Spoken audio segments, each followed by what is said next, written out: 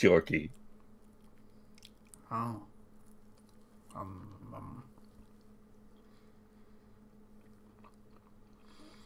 Just to make it clear, audience. No, this is not an eating episode. I'm not going to be eating. Not gonna have a mukbang. That sounds dirty. The thing for those eating streams. Yeah, I know. Still sounds dirty. But, yeah. We had, it's that special other time of year again, where time zones are fucked. Mm-hmm. And Halloween has happened. Yeah. Clocks changed over here, on Halloween. Like, because that was a Sunday and it happens on Sunday morning. So, yeah. My time zone changed rather suddenly. Time zone changes are the spookiest thing of all. Oh boy. So, we're, I think it's 1 hour closer than usual. Yeah. For like 2 weeks or so. And then we'll catch up with you. Yeah.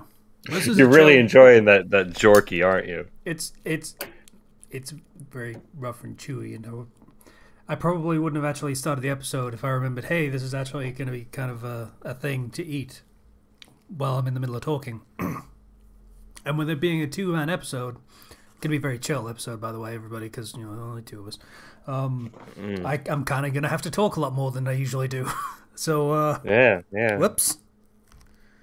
Hey, it's all right. I'll take the lead with talking. How about that? Oh. So you can focus on Halloween? chewing your niblets. Okay, so Halloween was kind of we didn't. There was a surprising amount of kids who came to the door, and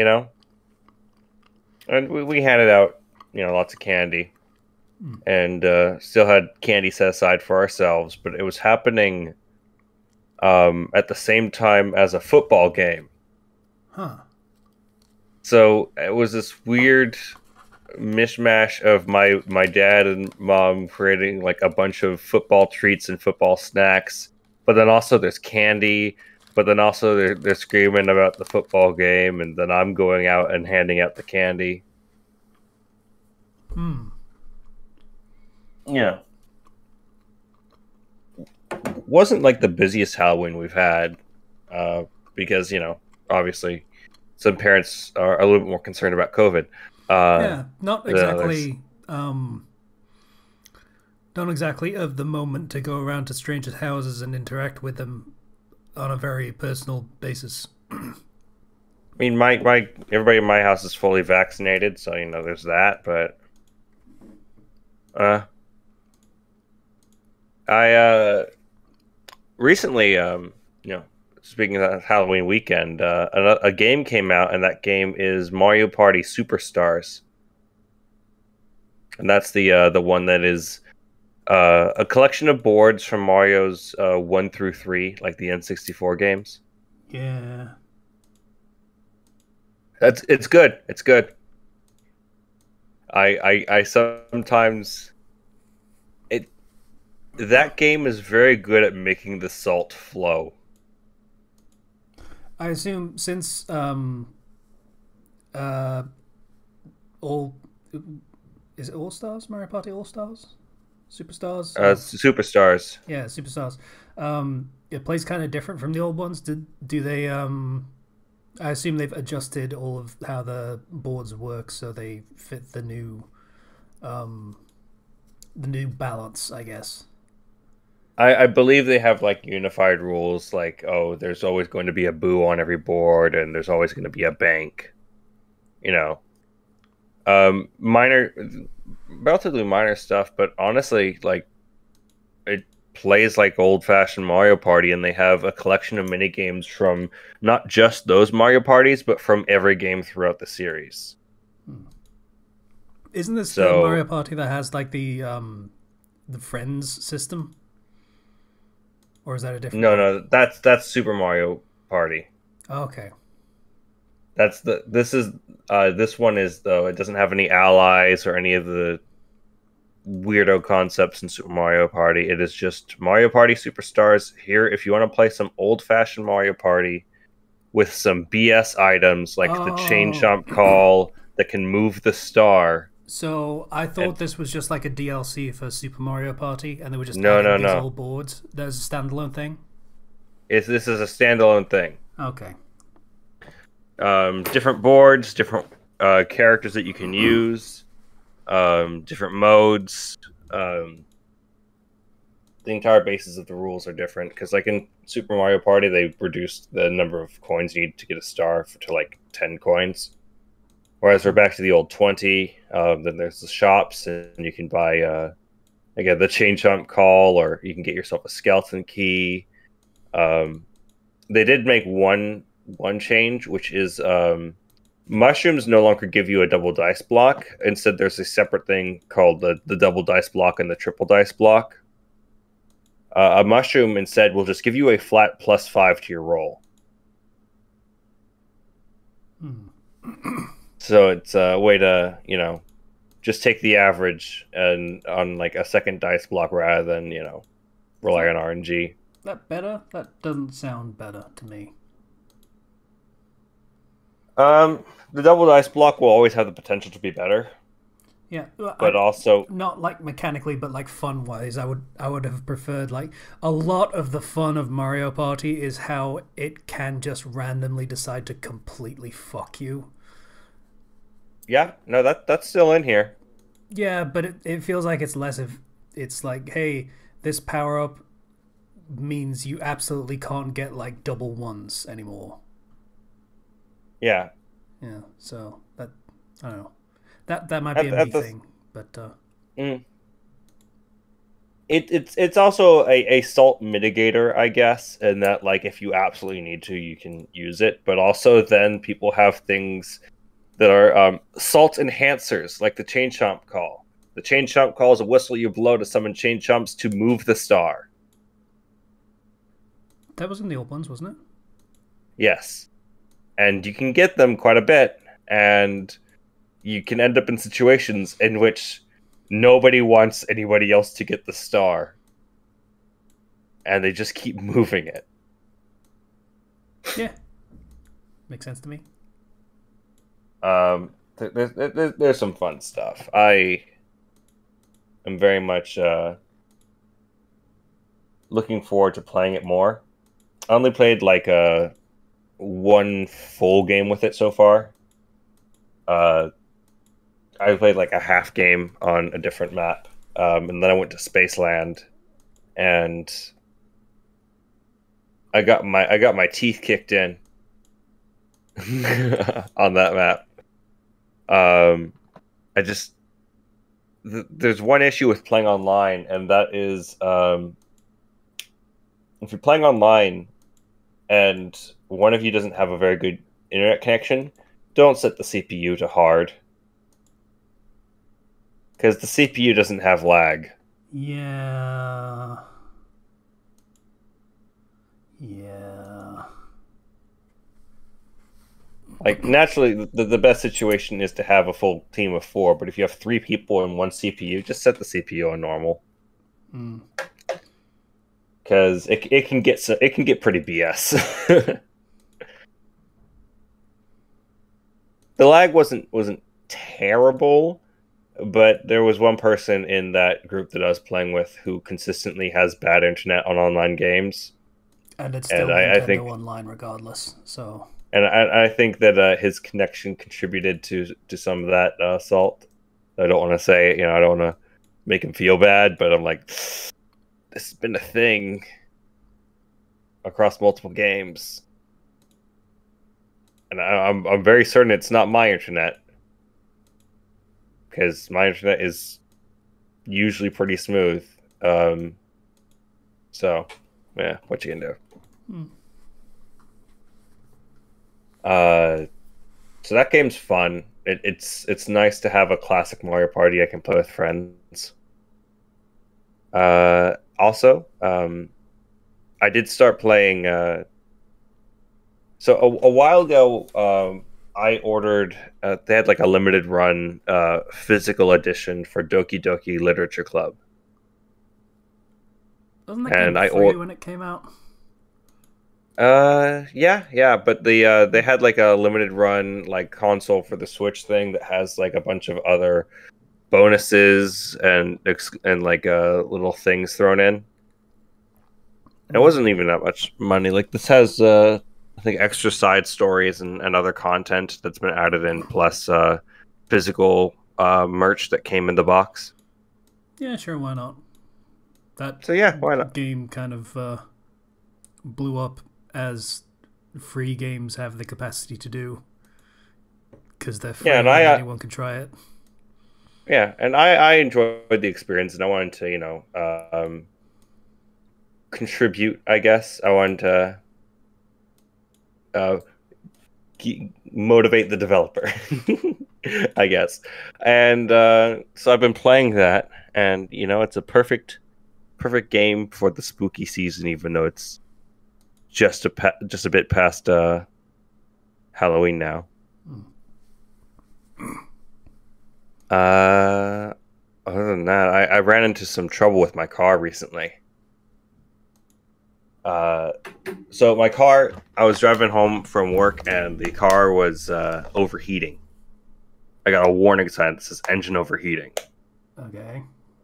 So I immediately pull over and wait for it to cool down, and I try to go just a little bit farther just to get home, right?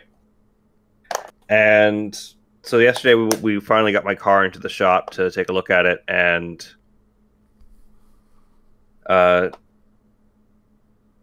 like earlier I'd put coolant into it to ensure that like it didn't overheat again, but they did notice that there was some lasting damage from it overheating, and that was that one of the like I think water hoses or water pipes in the car had a leak and had to be replaced.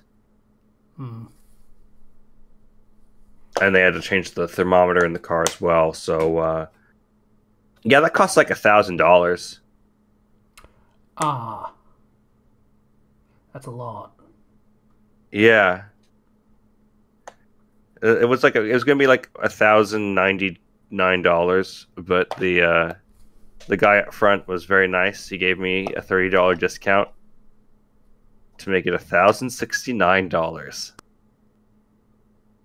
I'm not going to say it. I refuse.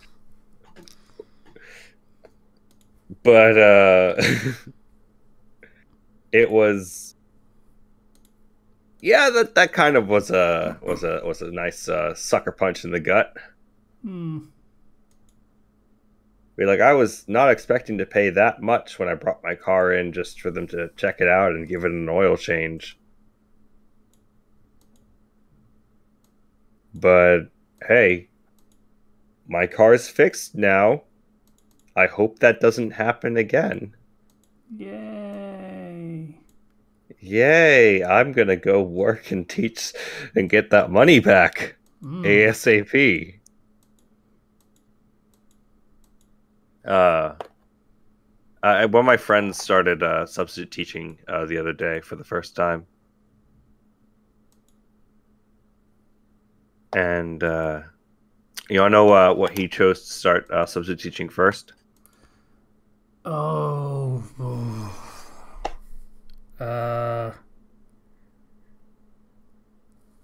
12th grade English. I don't know what that is. I don't know what 12th grade is. Is that like high school? No. That's high school, yeah. Okay. No, he taught middle school, which is right before high school. So like the like 11 to 14-year-old sort of age group.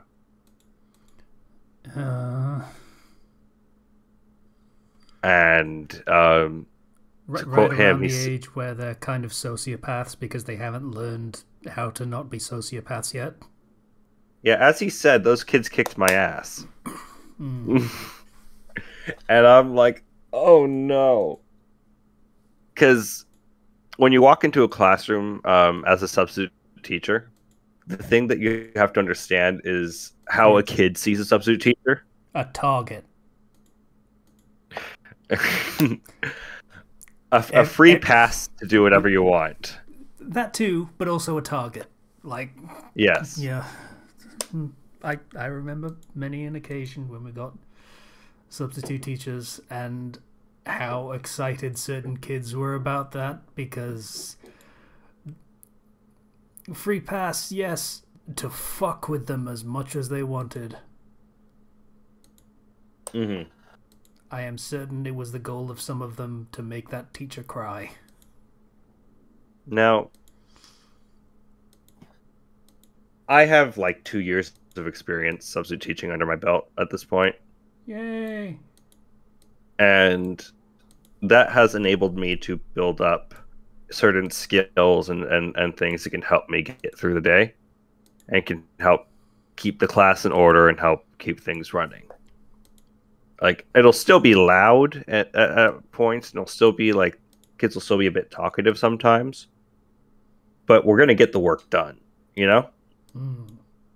The issue is with middle school, the way it's separated is you have like 50-minute blocks with the different classes, right? Yeah. So you don't have a lot of time with those kids to build a connection so that they'll like listen to you. Mm.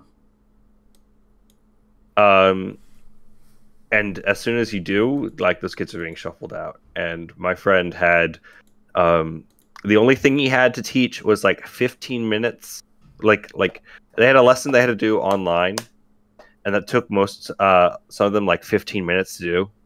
And then they had the rest of the class to either read or work on stuff from other assignments, or just write something. Or just do whatever wasn't especially important because it's a substitute teacher and there's not a lot of expectation there beyond the stuff that you need to get them to get done. After that, it's just try, but we know. When the teacher gives you like one thing for them to do and most of them get done early, that's when it's just like, okay, well, what do we do now? Well, it's in your hands. And so they got really loud, and my friend had a lot of trouble dealing with them. Which, y'all know a secret? If you just say, hey, you can just listen to music on your phones, just don't be texting or anything, the kids will do that. And they'll just like listen to the music on their phones, and it'll be quieter. Yeah. You know? That's kind of the thing. You don't have a bond with them. You can't form one. They don't trust you, won't really want to listen to you, won't feel a need to. So if you're a little bit permissive, they take it as a win, kind of, I guess. Yeah. Just like, you can't force them to do their work. What you can do, though, is write a note to their teacher and be like, this person didn't want to do their work, and you leave notes for the... Yeah. You leave notes for the actual teacher, so that way when she comes back or he comes back, they can then be like, oh, well, I'll send an email to this one's parent and write this one up and work with this one a bit extra and have a talk, sit down and talk with this one, you know, and they'll handle it. Mm-hmm.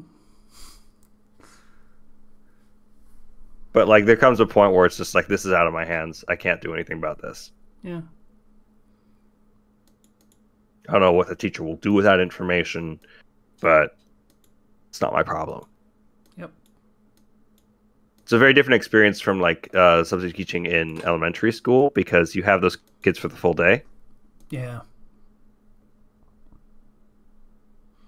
And you have a lot more time to have more fun with the class, rather than be like, sit down, do your work, get it done, you know? Hmm.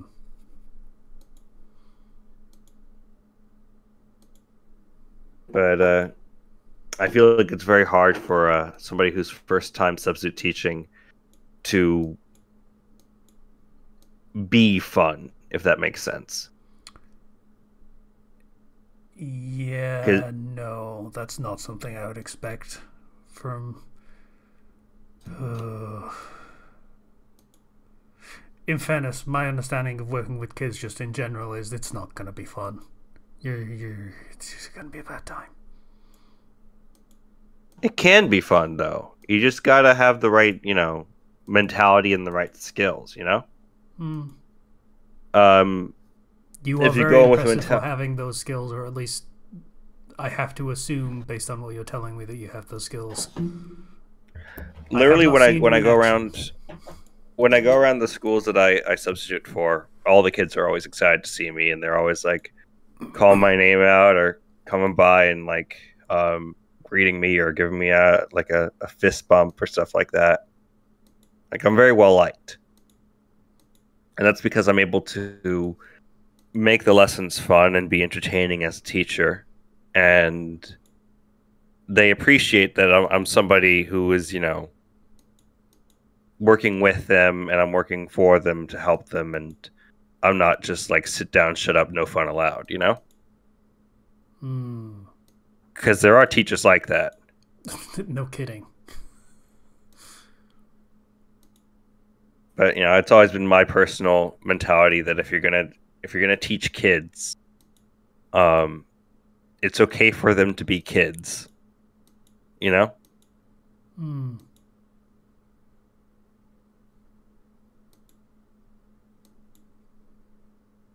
So yeah, I hope the best for my friend who's recently started his foray into substituting. It ain't easy. Pray for him. I will, because he's not doing elementary school. He's doing middle school and high school. Is the district that he's working with. Elementary school is not an option in there. Do you think high school would be better or worse? Like, from what you've said, I'm assuming you haven't done high school, so I would. Assume... I have not done high school, but I would assume it would be better. And it would be better for the sake that, like, the more mature the kids are, the easier it can be to leave them to their own devices and be like, you guys know what to do. Middle school is a very tough time because there's a lot of transitioning happening and a lot of hormones. And like, that's still present in high school, but it's starting to like slow down,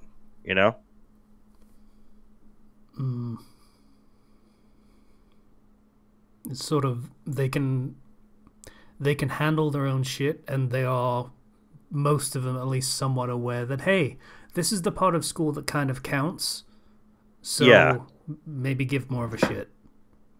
Yeah, this is the important. This is gonna be important for like getting into college and stuff like that. So there's like more of a pressure there, and from what I've heard from other teachers, middle school is just straight up the worst in comparison to like elementary, middle school, and high school. Middle school is just the worst.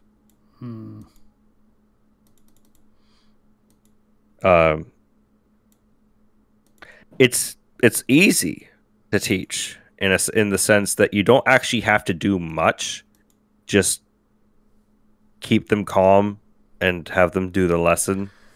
Yeah, they're at the point where they don't quite need as much guidance to do the stuff that they need to do, but they don't want to fucking do it, and they feel like they're entitled to not have to do it anymore. Yeah, exactly. So it's easy in that like sense of material, and like you're doing short lessons and you're doing the same lesson over and over again, whereas with like a elementary school class, you're doing multiple lessons and the kids don't exactly have the best idea of how to do what they're doing, and so you sometimes have to model it and break it down for them. So you're doing more like hands-on teaching, but it's easier because you have built a connection with those kids, and um, they more respect authority at that age. Yeah. Yeah. Of course, there will always be like the problem child who needs some serious help and who probably shouldn't be in that class. But that's just life. Yeah. That's what all the people say. Something, something, something, something, something may. I also I blitzed through a manga recently, Tokyo Manji Revengers, because like I saw it was like, oh, it has like 230 chapters or whatever. Okay, that's often not actually a sign of quality, but yeah, it's a sign of, hey, there's a lot of it. Yeah, I wanted to read. I wanted to read something, and it had a lot of stuff, so I'm like, I'll give it a shot. And the whole premise is, main character is like 26-year-old, just kind of lives alone in this crappy apartment, works at a video rental store. Pretty dull life. But when he was in middle school, he used to be a delinquent, like a real wannabe, like I'm gonna be the top of the delinquent world type of kid. And he's watching the news one day and finds that his girlfriend that he had back in middle school and her brother were recently killed in an act of gang violence. And one thing leads to another, and he ends up in a situation where he is sent back into the past 12 years to when he was in middle school. And he has the motivation of, I want to save her. I want to stop this from happening. And ends up getting the ability to kind of jump back and forth between past and it's the present. effect. What's that? It's the butterfly effect. Yes. It's basically as he goes and changes things, he sees, okay, so this, I thought this was actually the problem solved, but it turns out made things like 10 times worse because it didn't actually deal with the root of this thing, or this is a really perfect future except for this one really glaring thing, and I don't know if I can accept that. And going back and forth and dealing with that. And like as a delinquent, this guy sucks. He's not really strong, but like he doesn't give up, and he's able to move other people through like his words and his actions rather than actually like beating people down. And I don't know, I really liked it. It sounds a lot like Butterfly Effect. Yeah. Only less dark themes, because that film was really, really dark. Like, oh boy. Like people die in this. Some awful stuff happens, and there's some really, really evil people in there, but it also has a lot of character focus and character development among the cast, and you really get to learn who these people are and learn more about them. And a bunch of delinquent gangs going nutso on each other, and each one trying to be the very best, and knowing that this delinquent gang back like 12 years ago could eventually turn into this criminal organization that leads to the death of many people, and trying to prevent that transformation from ever taking place. It's kind of interesting. So that is Tokyo Manji Revengers. It's in its final arc right now. Oh. So Always good to hear about stories that get to finish. Yeah, I jumped in at the right time. Oh, just remembered. I saw the new Halloween movie, Halloween Kills. I did not know there was one, but okay. So recently, they made like the Halloween movie that was like had the original actress from like the first Halloween movie, and it's set way in the future and everything. And Michael Myers gets out one more time. Didn't she die in the second Halloween movie? I'm sorry, are there other Halloween movies? We're not acknowledging them. Okay. It's entirely possible I'm thinking of an entirely different franchise, but I feel like that was a thing. I don't think she died. I think they got a different person. Okay. So at the end of the previous Halloween movie, they trapped Michael Myers in this basement and then burned the entire house down, including the basement, and was like, okay, he's dead. And this movie starts with them like hitching a ride in the back of a truck on their way back into town, away from the cabin where he was burned down, and then they see fire trucks race past them. They're like, no, no, no! What did they think was gonna happen? And then the firemen inadvertently save Michael Myers, who then murders all of them. Okay, that's kind of really. Okay, in fairness, it's kind of dumb, but Halloween is also kind of dumb, so it tracks. It's fair play. Oh, he's straight up like supernatural in this movie. He's just like, oh man, he's unstoppable. No matter how many times we stab or shoot him, he just won't stop. And he's growing stronger. It's I was watching it in the theater. With it was a relatively small theater, but it was a very loud crowd. And that's really something you want in a horror movie. Yeah, kind of. Because you hear the, oh, hell no! Oh, don't boy. go in there! Oh, boy. Or like they're all beating down Michael Myers and then they stop. It's like, keep hitting him! Come on! Don't stop! And it made the experience really fun. Yeah, I can see that. I like it when there's audience participation in my horror movies. Because it's not even that scary of a movie. Oh, it does have moments that will get you to jump and scream, but it's not really scary. It also appears to be setting up a final movie, as they're apparently doing the future Halloween trilogy or something. Like, this is not the end of Michael Myers. It's just we got one more movie probably. Well, okay. Lots of people die though. There's incredible violence.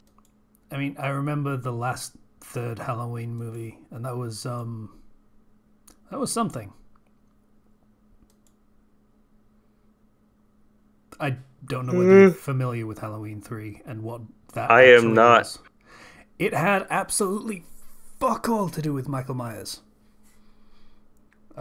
Season of the Witch, I think, was the subtitle for it, and it had absolutely nothing to do with Michael Myers or anything about that. It was a completely separate story. It was basically the Silent Hill 2 of the Halloween series, I guess. If you want to take it that way. And it was about a plot to do some magic via TV and there were a bunch of Halloween masks for kids that were really popular, and they had this computer chip or something in them that when the kids sat down to watch this special Halloween TV special, the chip would activate and it would turn the kids' heads into bugs and gore and grime and shit. Wait, so the kids were sitting down to watch something on the TV with their masks on? Yes. They were instructed to wear their masks for this Halloween special thing. Like, it was a big event. I see. There was one dude who, I forget what his whole thing was, but he was a dad, and the kids were into the thing, and he's looking into it, and he finds out all this horrible shit that's going on, and he sees the experiments to make it work, and he calls up the TV station and screams at them, "Shut it down now!" And you get cuts to his kids, and it's already happened to them. So basically, all of the children in North America are dead, kind of at the end of that movie, I guess. What a great movie. It was a very different movie to the other Halloween movies. And that might be why it wasn't as successful, really, and why they never did that again. It seems like they were trying to, I guess, branch out and make Halloween not just about Michael Myers, but about various... But about Halloween. Things. Yeah. But as it turns out, nobody cared. Yeah, kind of. Well, it's one of those weird cult Halloween... cult horror films, I guess, nowadays. Like, there is an appreciation for it, but it's like general public is like that. No one cares. It was a weird thing they tried, and it was interesting for what it was, but it was also kind of slow, and so I would say go check out the new Halloween movie. It's called Halloween Kills.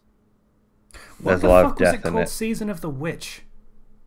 Sorry, I forgot that was the weird thing about that movie, was that it had absolutely fuck all to do with, like, witches. So the witch didn't put the computer chip in? No, it was like a company or something. I don't really know. Like, I think they were worshipping the devil, maybe? I don't know. Was it a corporate witch? I don't know. I feel like at no point in the film a witch was mentioned at any point. So, I don't know. It was a weird film. It's a pretty cursed franchise. It's kind of like in the Blair Witch 2 that was subtitled Book of Shadows, and it had absolutely nothing to do with any books, shadows or otherwise. Like, not even mentioned. I feel like if you ask the people who made that, you're either going to get the response of, "Oh, well, there was one in the original draft," or was it just thought it sounded cool?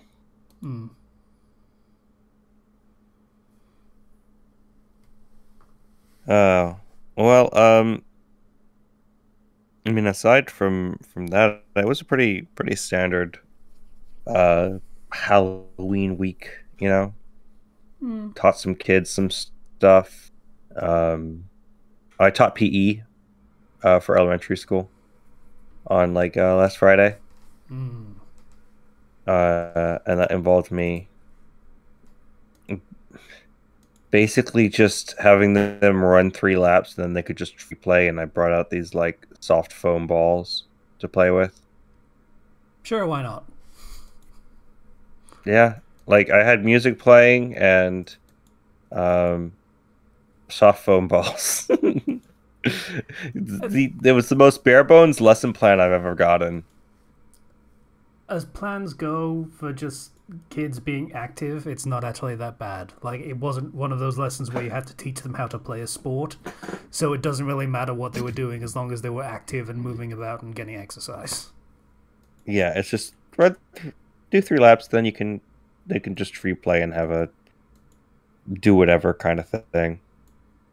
And Some of them played Foursquare, some of them played Wall Ball, some of them just played catch. You know, I really liked one time when I was teaching a fifth grade class, we did kickball, and I just acted as the referee, so to speak, and that was pretty fun. But you know, it was like fifth graders. Anyway, yeah, Halloween stuff. I watched a bunch of the Hololive Halloween stuff. Oh god. Because they dropped like a bunch of different songs, and then they did a whole VR chat stream where they all had costumes on their avatars for the myth, and then Council all had cursed as hell avatars. That was great. Well, they weren't all cursed. Fucking Mume was great. Yeah, Mumi's was just adorable. I represent civilization, and I died, so you're all screwed. Fucking great.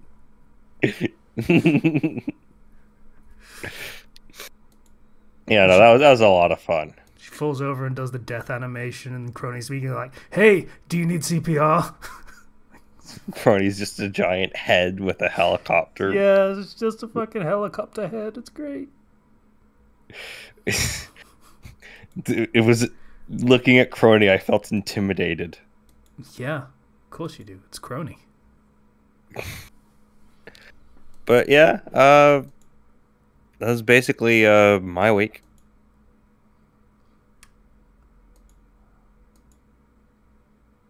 Yeah. Did you do anything? That stuff you did there. Yep. Yeah. Yeah. Mm-hmm. Mm-hmm. So, okay, I did do stuff. We're not going to talk about the fucking cookies, but yeah, despite how much of my week has been taken up by the fucking cookies, I signed in as a guest account in Cookie Run Kingdom, and then I closed the app, and then when I signed in again, all my progress was gone. So. That happened to me once. I just closed the app and restarted it and let it load everything, and then it was back and working. Okay. I'll try that. Yeah, we're not talking about the cookies. Fuck the cookies. Don't. I know some of you sickos want to, but don't. There are... God.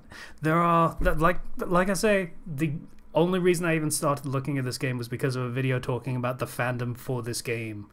And yes, there are absolutely people who have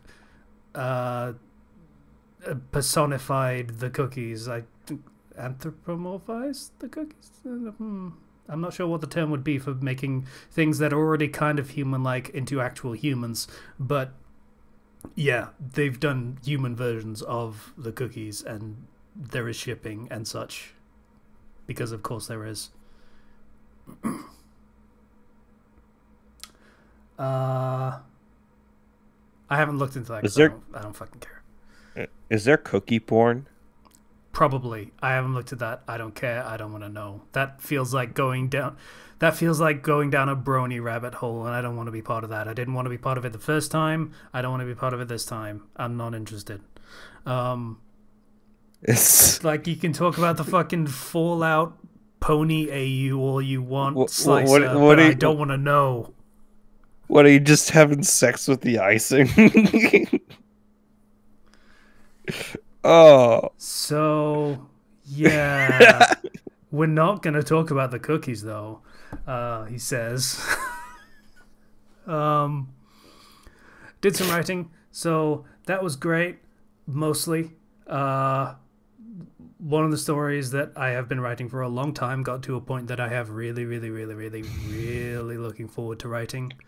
So that went up on my Patreon last night.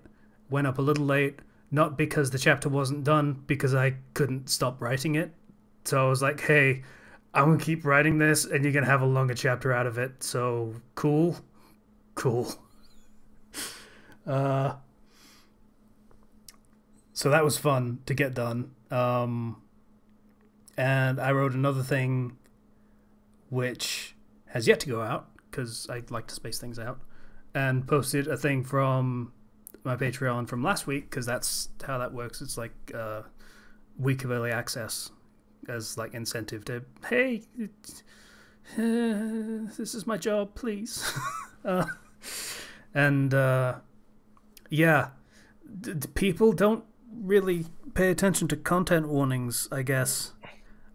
It is mildly frustrating reading people saying how terrible a person you are for the things you write when it is very clearly stated what is going to be in the story. And if they don't want to read that kind of stuff, then they probably should just not read the story. So what happened? It's just like, I'm not going to say what the content actually is because YouTube, but it's a very, it's a thing certain groups, especially QQ in particular, really have a problem with. And the chapter previous to the one that I released publicly today made it pretty fucking explicit what was going to be in the rest of the story. Like, it had been pretty clearly hinted at before that, but this was like, this is what the story is. Yeah. So naturally you get a bunch of people coming out of the woodwork like, this is terrible, you're fucking awful, and buzzword insults. So that was fun when that came out, and new chapter came out today, and of course it fucking happens again with some fuckhead coming in and saying, hey, you're terrible, this other writer is way better than you, and then he called me a cuck. So, you know, that's some people are pretty classy.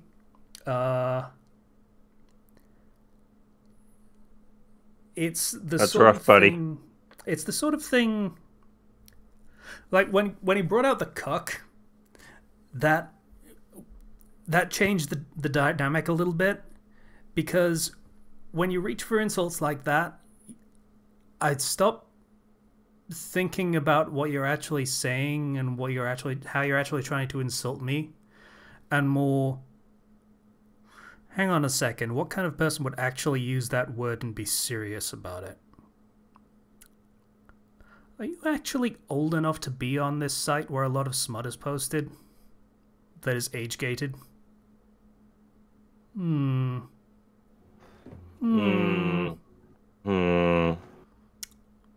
Yeah, I mean, I'm gonna guess no on that one. It's entirely. I mean, I was fucking 14 once, and I absolutely just said, yeah, I'm totally fucking 18 when I found those sites. So, yeah, like, what were they gonna do? So, I get it, but still, shut your fucking trap then, kid. Jesus, no one cares. You're not even supposed to be here anyway. But it is my reaction to it at this point. Like, initially, when it was like, hey, this author's way better than you, I was like, oh, that is ungodly rude. Like, holy shit, you have to be a piece of shit to say something like that. Like, 90% of the time, even the person who you're comparing favorably to this person you're insulting, they would also probably still kind of call you an asshole for that. Like, yeah, it's that much of a dick move. But then when you get into the really, like, unnecessary and kind of nonsensical personal attacks, that's like, okay, you're just a fucking kid. Like, I do not have to pay attention to a fucking thing you say. So, you are a child. Your criticism possesses little value, unfortunately. Well, that's the thing. I'm sure there have absolutely been kids that have read my stuff and given absolutely valid criticism. Like anyone that posts anything on the internet gets a fucking wash of criticism all the time. But I'm sure there have been kids that have given criticism, and if they gave criticism, then fair enough. If they just fucking insult me, fuck off. I don't care. Yeah, that's what I was trying to say. Is like if your quote unquote criticism is just, you know, an insult, like, well, I'm sorry, but I don't care. It literally doesn't mean anything. Yeah. So that was a weird experience over the past few hours. So, you know. What else have I done?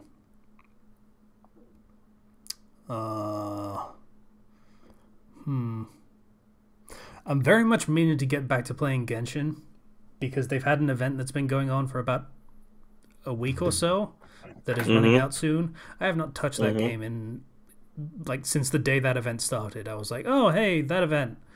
Okay, starting this event has gotten in the way of me doing my daily shit, so, get it to fuck off as soon as possible so I can get back to doing that. Okay, I've done that. And now I'm not going to pick up the game for a week anyway, so all that daily shit is completely pointless. Well, yeah. But I should probably get on actually finishing that before the event ends.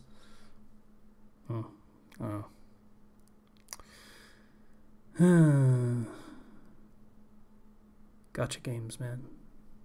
Gacha games. They run on your attention, and if they start to lose it, they're in trouble. I mean, you know, it's fine if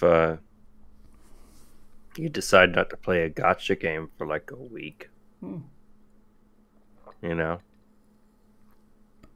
I mean, it's in reality what it is, you know, it's a time waster. It's a little thing that you like to play. It's a fun game, but like, just because they reward you for logging in doesn't mean you need to log in every day, you know? Kind of, yeah. And at this point, for Genshin specifically, I don't actually need to do anything like as daily shit. Like, that is completely pointless. Like, for logging into the game and doing all of the daily quests, that gives you what was it, 60 Prima Gems? Yeah, 40 for the 4 different missions, and then 20 for doing all of them. So 60 gems. One summon on the gacha is 160. So it gives you about 1/3 of a roll for logging in every single day and doing everything. That's frankly not fucking worth it, especially with their rates. So yeah, why the fuck would I care? Like, I have a team of really, really good characters.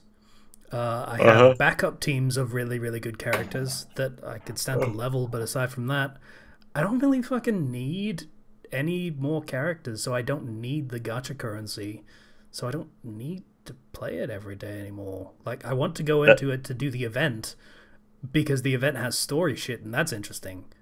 But daily shit, I don't fucking care anymore. There's no point. That's kind of how I feel about FGO, where I have ways to just, if I need to do something, I have more than enough characters to get it done and have fun with it.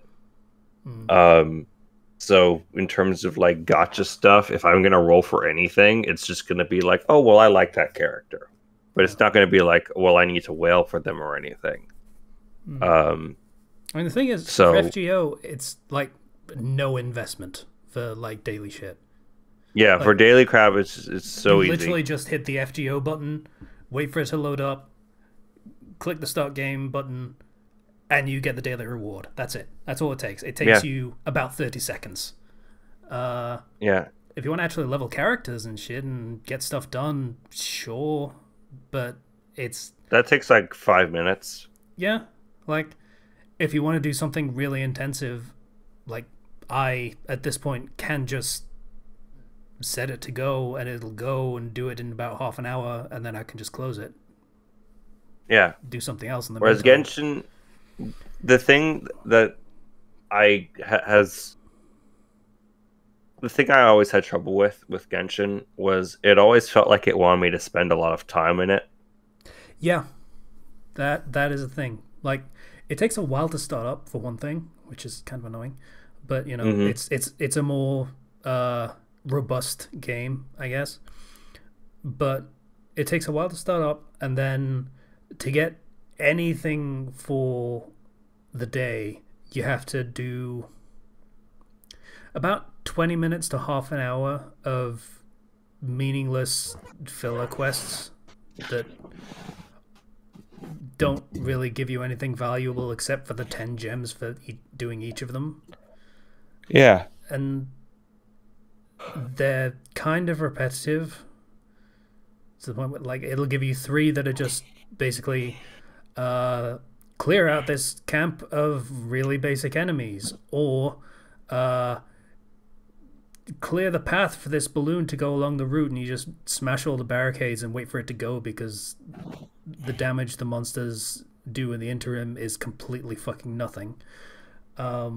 Or smash up this balloon, and that is the worst thing ever, and I hate it every single fucking time. Mm. And then it's got one per day of like a character quest, I guess, where you go to a person and they'll tell you what they want you to do, and you go do it, and usually there are special circumstances for how you can complete it well, and alternatively you can complete it badly. And you will do every single one of those about 3 times a month because there are not especially many of them. Mm. And they aren't exactly the most interesting thing to start with, because I can remember one in particular that is just, hey, talk to this girl who is in a certain random place near a Hilichurl camp. Now go talk to a Hilichurl for her. You're done. That's the entire quest. Sounds exciting. Yeah, it's thrilling. They do have a second one though, which is talk to the same girl, then talk to the Hilichurl again, and you're given a list of 5 options. 3 of them are correct options. Select all the correct ones. Cool. That's the end of the quest. Oh wow, they're really spicing it up, huh? Yeah, like they're there. They can be kind of interesting once, but they feel like the It's sort of thing that's not designed to be repeated. yeah, like the thing is when a game is demanding your attention and your time like that, Mm. um, it it's one thing if it's grindy and it's simple. It's nothing if it's just like Actively wasting your a, time. yeah, because like FGO can be like really grindy, right? But it's simple enough to the point where I can just I know you have your macros and everything set up, but what I do is I just I'll put on like a YouTube video that I was going to watch anyway, or like an anime, and Yeah. then I just keep my fingers busy playing the game because I have to keep my hands busy. Mm. That's it. Yeah. Like there's quite possibly nothing in the world that will frustrate you with a game more than having to button through a good 45 seconds of dialogue you have seen 6 times already to get to the thing that you don't care about doing to get a reward that is worth basically nothing. Yeah. Yep. So, yeah, I will probably continue to play Genshin because it is a fun game when it is a game that you're playing and not just fucking box checking. By which I mean going through a list of things and doing them one by one, not actually checking boxes, which is a thing you do because, chests.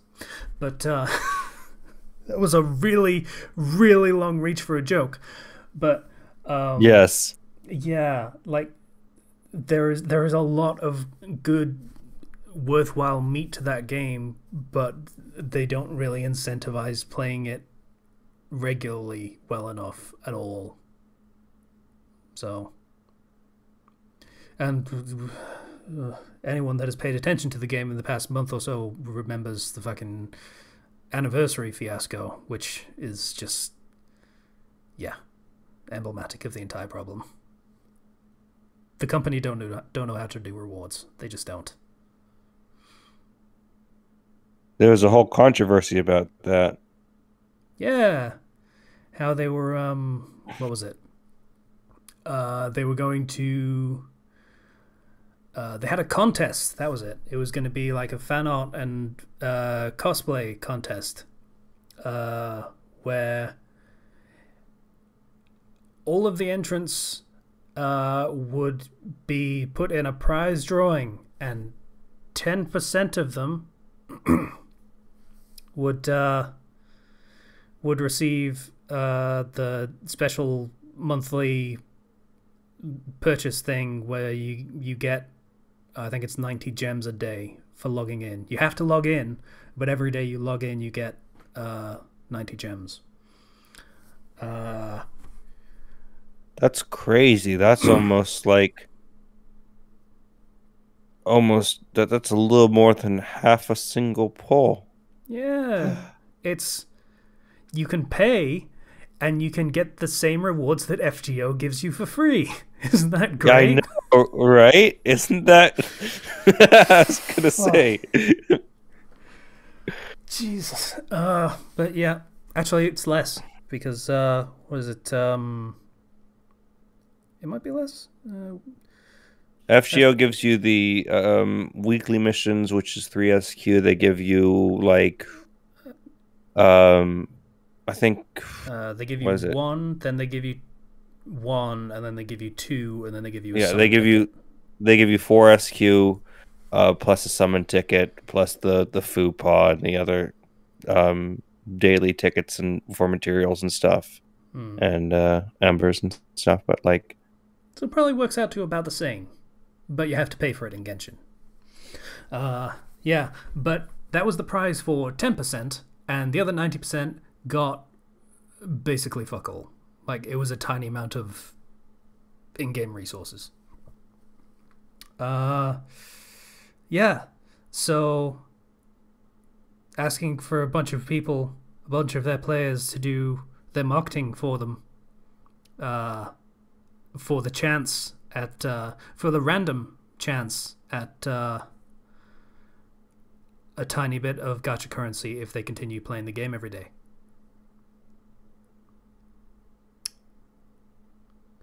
Would you believe that they did that again recently? It's they did. Yep. People were furious about it when they did it, like at the end of September, because that was the anniversary, and they decided to do it again. I think towards the end of last month, I want to say. Yeah. Mm-hmm. With I don't think it was the same rewards, but it was just like another chance based to actually get a reward. Yeah, it was another chance based one. They really like the concept of gacha, my dude. They do. It's apparently so much better than just giving things to your players to solicit goodwill and get them to keep playing the game. Breadcrumb trail, like reward them to keep them sweet. But, no, we don't want to do that. We want them to experience the thrill of the gamble. Yeah. Gamble, gamble, gamble. It's always been like I've I've played lots of different gacha games at this point, and I've seen ones that are ridiculously like kind. Hmm. I've seen some that are really just punch you in the balls, be mean, Hmm. and like the bog standard I typically see in terms of like a gacha being like, all right, you guys have stuck with us, is the guaranteed SSR, Yeah. right? The GSSR of like you can get a high rarity character if you just do this, guaranteed, no problem. And that's what a lot of people were expecting for Genshin, and it never happened. Yeah. Yeah. That the expectations of the fandom were fascinating to see as that whole fiasco went on. Like at first it was like, hey, it's fucking GSSR, like a free SSR character, they'll let us roll and we'll just get a random one. That'd be cool. And it's like, okay, it doesn't look like they're gonna do that. But hey, maybe, okay, free GSSR, but it's from the basic banner. You know, one of the 5 basic ones that everyone's eventually gonna get. But you know, just one of those for free. You know, help out like new players, and it's you still need multiple of them anyways. yeah, it's still useful for veteran players because you know it's still a fucking 5-star character. They're rare as fuck. So that was a thing for a while, and then they're not really starting to look like that's not okay. How about a 5-star weapon, huh? Like, let's be real. Not a lot of people roll the weapon gacha because it's the fucking weapon gacha and everyone loves their fucking waifus. So give us one of those. How about a four-star character then? Yeah, you did a guaranteed 4-star character in the past, right? Yeah, like just let us choose a copy of a 4-star character and just give it to us. How? A 4-star weapon? Something? Yeah. Oh boy. That whole thing was a horror show as I watched people's hopes get dashed over and over again. Until in the end, not only was it basically just a free 10 pull, which, as a side note, I've gotten like 6 of those in Cookie Run Kingdom just from their standard events. Not only is it just a 10 pull, it is also the exact same results, the exact same rewards as an event that took place about 6 months ago. They just copy and pasted it for their anniversary. Yep. Like, if for games out there that have a huge fan base like Genshin and have made a lot of money like over Genshin. $1 billion at this point, yes. Like I've seen how Granblue really will be like, hey guys, thanks for playing. We're gonna give you guys like a week where you can just roll and get like hundreds upon hundreds of rolls in the gacha for free. You guys are awesome. I've seen in like in Guardian Tales where they'll give you just a week of free 10 pulls. And in that game, if you get like 300 pulls or 300 mileage tickets, you can just straight up grab a character that you want, no RNG required. And it's not like it resets on the banner or anything. That's just active across just every banner. And in like Pokemon Masters, they've had multiple GSSRs. Pokemon Master Sex. Sorry, excuse me. They've had multiple GSSRs. and even added in a way that you can guarantee yourself a 5-star just by playing through events and building up tickets to just get a guaranteed 5-star. And I see this in so many of these big games, and Genshin is the only one where like that is absent. Yep. They have a very bare bones pity system, and that's all they really care about. I say care about it. It feels like a conceit they made when they were designing the game and didn't know whether it was going to be a success.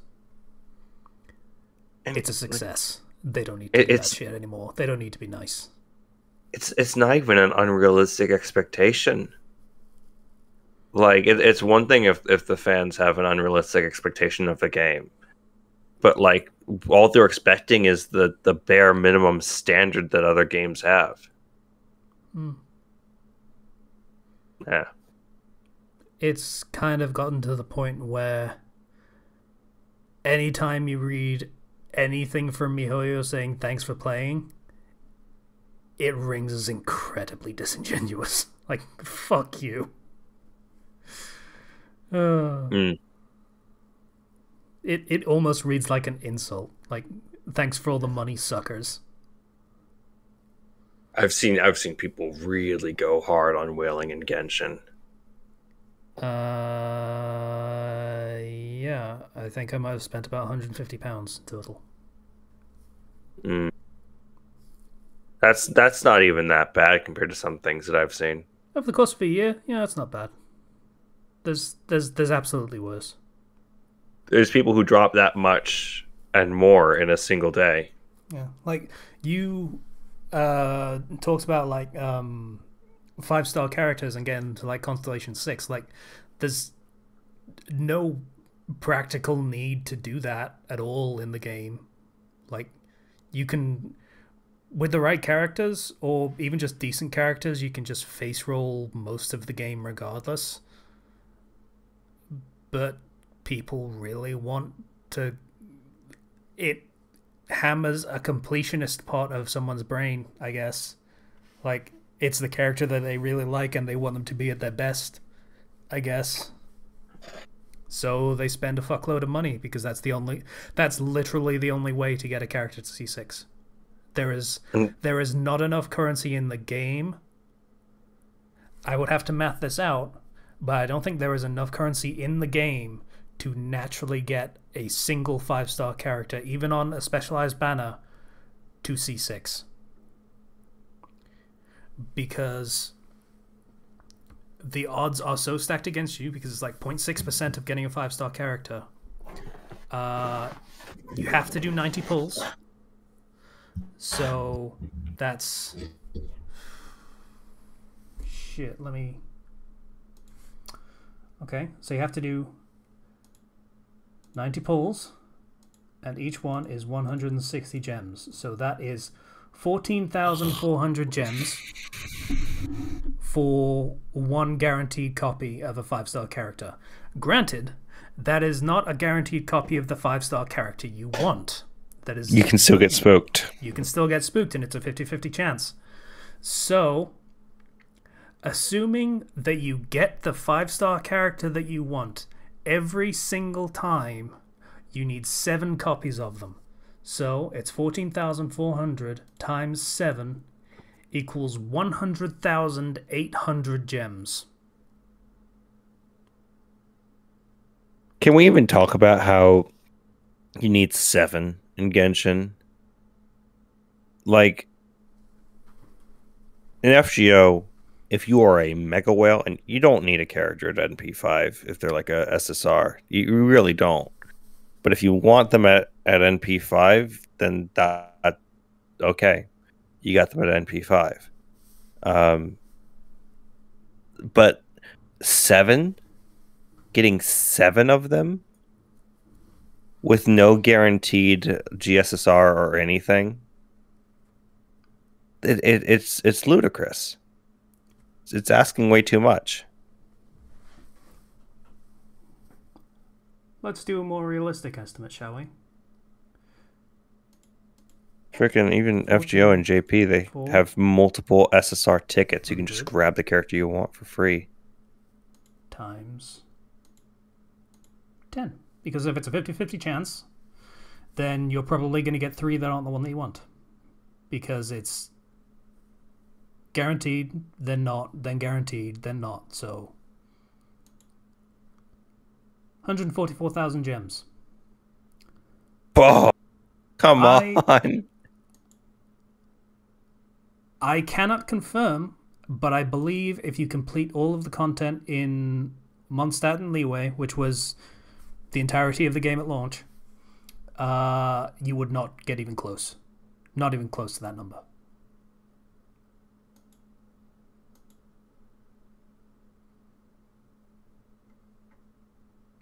If you want to get your 5-star characters as strong as they possibly can get, you would literally have to dump money into the game for one character.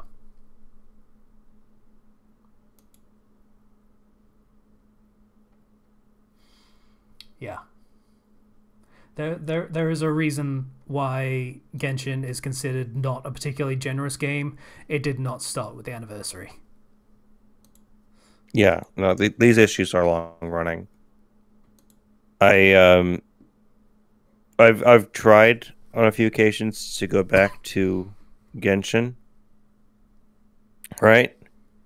And like typically when you leave a gacha game for a while, you log back in and you'll like here's some rewards that you missed from other things. They're still sent to your mailbox, and you can grab those, and then you're like, okay, I got some free stuff for logging in, so I can play a little bit, maybe roll a little bit, you know? Yeah, no, that shit's gone in like 7 days. Just yeah, no, I log into Genshin, I have nothing. Yeah, and I'm like, well, I guess I'll go play something else. Yeah, they do have a returning player system because I triggered it when I started playing again in, I want to say June, after stopping playing in January, and that was, I think, maybe a 10 pull worth of gems, some level up resources, and the leyline stuff and the domains. For 3 times I would get double rewards from every day. Unfortunately, at the time that I actually started playing the game again, they actually had an other event going on at the same time, which did the same thing, and they did not stack.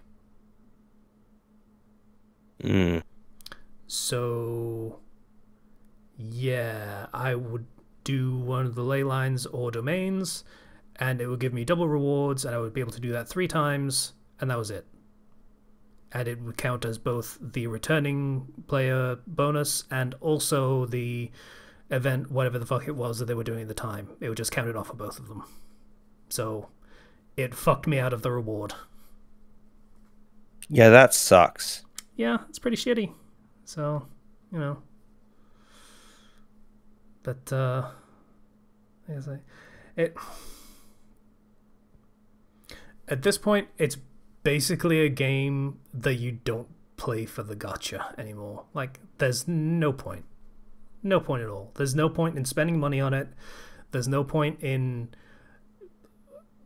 wasting a bunch of time doing the daily shit to save up currency. It's just all pointless. So players are just, because it's so shit and unfair to all players and unrewarding, that just fucking play the content, and if it's interesting as a game, then great, keep playing it, but otherwise, just whatever. I'd rather go play other games. Yeah, don't deal with the bullshit busy work. Who gives a fuck? Like, it's one thing if it's like a low investment, like, oh yeah, that's fine. I can just do this on the side when I need something to keep my hands busy because I have trouble sitting still. Like, that's the spot that FGO sits in, right? But like, if I'm gonna actually sit down and invest hours into something, I'd rather just go play a different open world game where I feel like my time is rewarded. Yeah.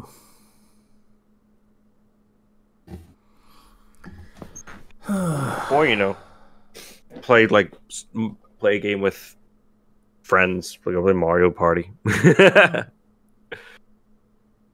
Yeah. On the Gacha. upside, Cookie Run is absurdly generous. Like I've bitched about the shop. I have. It's fucking awful. I looked at the shop and it was just like $4.99, $9.99, $10.99, $15.99, $99.99, and I'm just like, yep. That these are. I'm feeling the pull. That's awful. I will say 1,000 times that is awful. But the game is so generous with just events constantly that will constantly give you free gems, free resources, free characters. Like, there is currently an event going on that lets you get a free character just by playing the game the standard way, just like doing the kingdom shit. And she basically broke the meta for the game a little bit. So, like, is one of the standout characters in the game, and you get her for free. Oh, I can get her for free right now, you say? Yeah. It'd take a little bit of investment of playing the game, but not in money. So, yeah, it is, in terms of, like, just actually rewarding players for playing the game, it's super fucking generous. It's almost like they want players to continue playing the game. That's kind of the thing,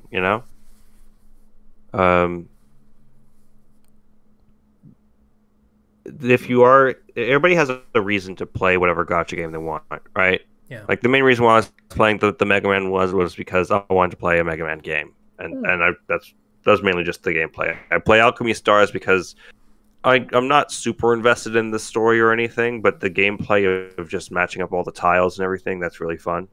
Yeah, I like the puzzle aspect. The story is kind of shit, and I don't really like the interface. That's why I stopped playing it. So that's fair.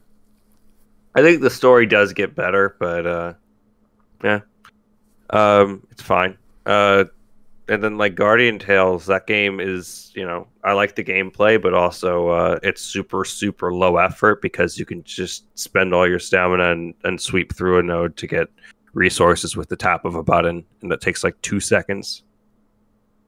So like, there's like Fate, obviously, like I've grown to really like the gameplay, but also I'm really invested in the story stuff. Yeah. Like, Fate absolutely trades on its story. Genshin kind of trades on its gameplay. And, like, it's almost like Genshin and Cookie Run have the exact right solutions for the other's problem. Like, Genshin is so high maintenance as a game. You have to stop whatever you're doing to play that game. And if they want you to play it every single fucking day, they need to make it worthwhile, but they don't. Meanwhile, here's Cookie Run over here, just fucking... You can do like 20 seconds of stuff in that game and call it done. Like, I wouldn't because it's ADD crack, but you could. Like, just set everything to go and close it. And they reward you out the fucking arse for it. Like, it's crazy. Like, they don't need to. But it's nice that they do. And I appreciate it. Mm-hmm. It makes me want to keep playing. Despite how fucking awful the shop is. If they just swapped those systems, it would probably work out way better. If Genshin was just more rewarding for letting you play it. And then Cookie Run just doesn't go so hard on the fucking rewards. Probably both still be fine games.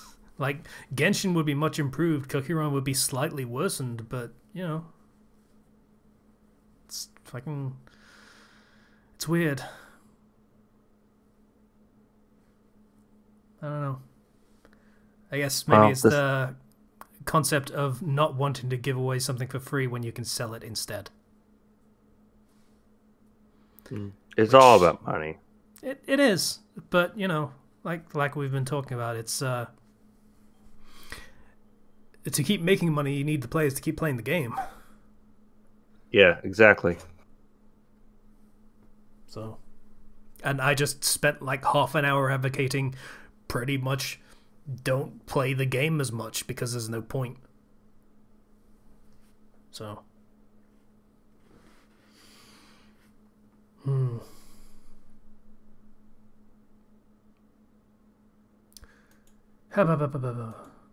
when I said this was going to be a laid back episode and then we ended up talking about bullshit for like an hour and 20 minutes? Yeah. Yeah, that's Yeah.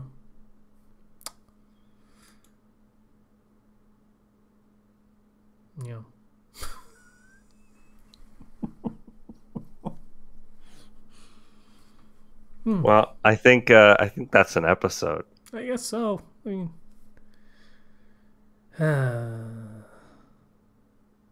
since it's so long, I guess this means it's another week I can put off doing the fucking anime reflux editing. So yay. Yeah. I need to fucking do that. If anyone's mad at me for saying that I keep putting it off and it's making a joke about it, I'm as pissed off about it as anyone. Like, trust me, I want to get it fucking done, but every time I'm like, okay, I'm gonna get it done. Just let me sort this thing out first, and then it's 3 hours later. Every single time.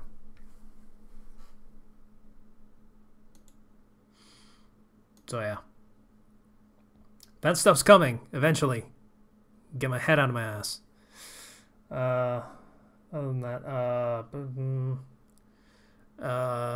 that's an episode, I guess.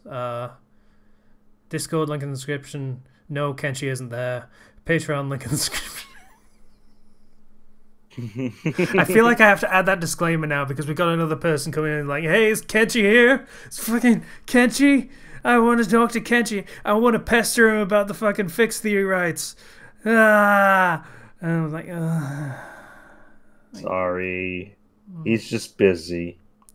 Remember when I told Kenshi to fucking start promoting our shit and he put it in his fucking profile and there's a link to it now? And